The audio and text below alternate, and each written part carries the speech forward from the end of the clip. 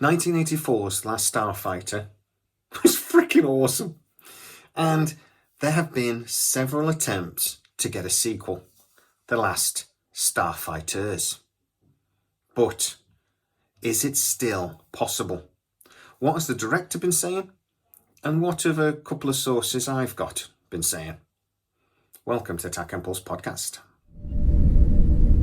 Our Tachyon pulse has been unable to completely penetrate the anomaly. Gary Whitta, the guy that wrote Rogue One, spent years trying to actually get The Last Starfighters made.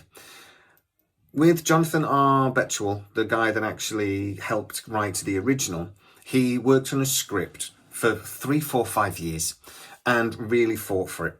But by 2022, really during the pandemic, etc., they really hit a brick wall and didn't seem to be able to go any further. The director, Nick Castle, of the original movie, though, was talking at the Indiana Comic Con just the weekend gone. And he said that him and Betchwell are actually working on a script again. They are still trying to get it going. Now, Lance Guest, who played Alex Rogan in the original movie, will be on board. And the general storyline isn't that complicated. The idea basically is that Alex, from the original brilliant movie, would be passing on the torch to the next in the generation of the Last Starfighters.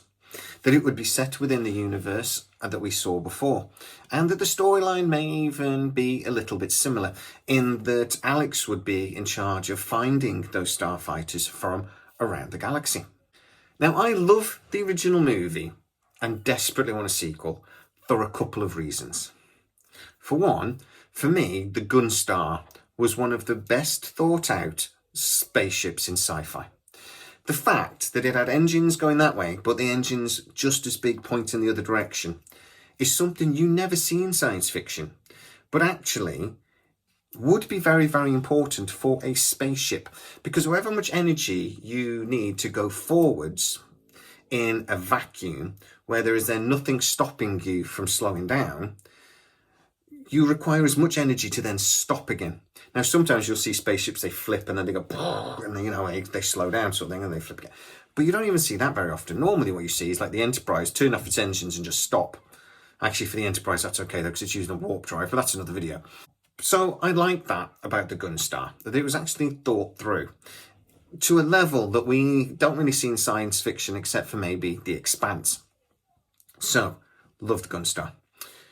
I really liked the storyline, and as a child in particular, you could fall into the fantasy of playing the computer games and then, getting visited by an alien and taken into space and fighting a battle in space. I also loved the CGI that was used. Now, yeah, okay, it's dated. I won't lie. But the thing was, when I was a kid again, I'd not seen anything like that. I'd not seen a space battle like that. Really, the only other thing I can think of from then that blew me away with the special effects like that was maybe Flight of the Navigator, whose special effects actually do still stand up today. It still looks good. Go back and watch clips of it on YouTube or whatever. The spaceship, particularly changes from the egg shape sort of thing into the sleek version for the hyper mode. Really good. They got the reflection of the metal and everything really good. They did a brilliant job. So the special effects were great. That actually puts me onto one thing though I would love to do. If they actually got the sequel up and running and we got The Last Starfighters in cinemas, what I'd love to see them do is just go through the original, but with sort of modern technology and modern graphics and things, just maybe sharpen up some of those special effects a little bit.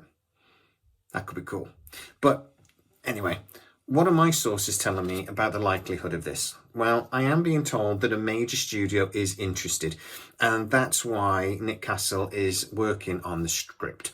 I'm being told actually Universal would be very interested in doing this.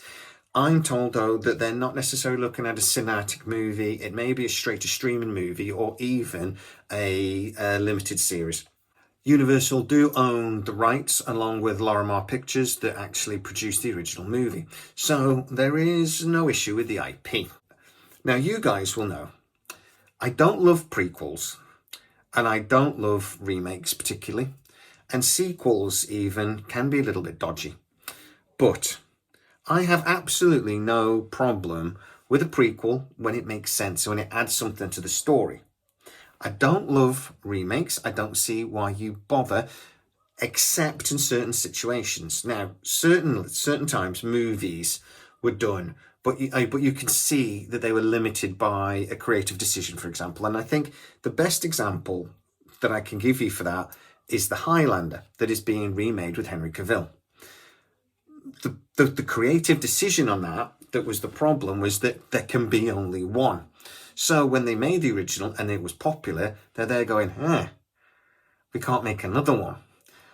But we will anyway, and we'll call it The Quickening, and it will be so bad. Honestly, I'd rather grate my gentleman area than watch it again. I watched it at New Year.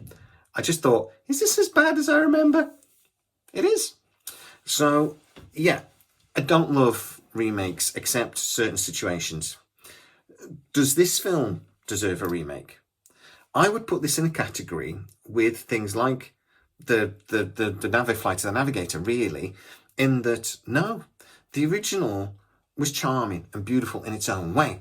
And even though, yeah, okay, special effects are vastly superior now, I mean, 1 billion times better, the original had that charm that I don't think should be remade. But a sequel, why not? Now, I wouldn't want a prequel, I wouldn't want anything else. And to be honest, if the only way to get it made was to do a remake, I wouldn't argue, because, it's been, bloody hell, 40 years since that film came out. I remember watching it on telly. I remember watching it on video, sorry. It actually bombed at the cinema. It didn't do very well at all, but it did so well on video sales. That's why it's now become a cult classic for sci-fi particularly. So, yeah, God, 40 years ago. Jesus, I'm old. I'd have only been 7. As I say, though, the studio is very interested in making this.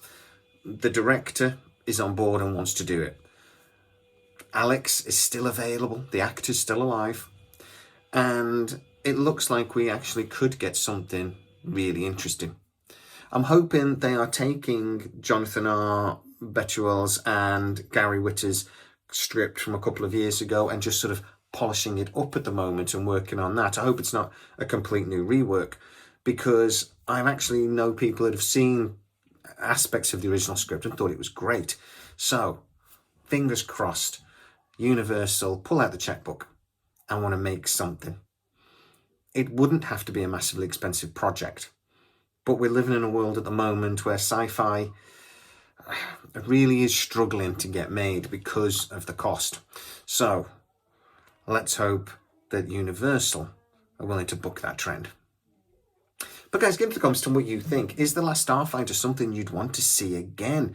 Is it a movie that deserves a sequel? Or actually, am I wrong? And a remake would be better because, yeah, the effects were very dated. Get into the comments and tell me exactly what you think.